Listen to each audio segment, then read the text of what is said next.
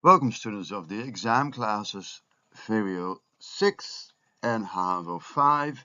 This is both very helpful for you. And what are we looking at? We're looking at the exam of 2025 and we're looking at the history exam.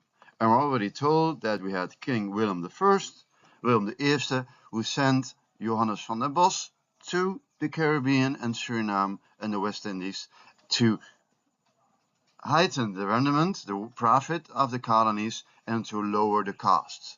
Bezuinigen, corta,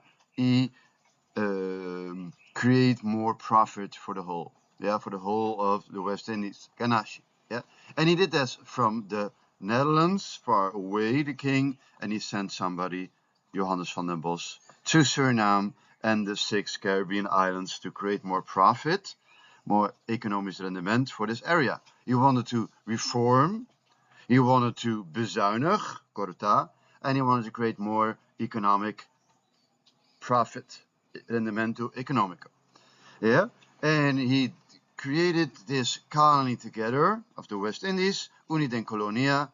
Yes, in 1815 the king got these colonies, and in 1828 he decided, hey, I want to make more profit out of it. Why don't I make more government out of it? Yeah, and the question here is, was deze hervorming a success? So the reform in 1828, was this successful or not?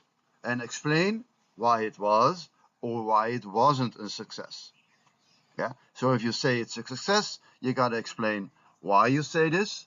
If you say it wasn't a success, you have to explain why it wasn't a success. So in Dutch, waarom wel of waarom niet een succes. Yeah, so this unification in one colony of the 6 Caribbean islands plus Suriname,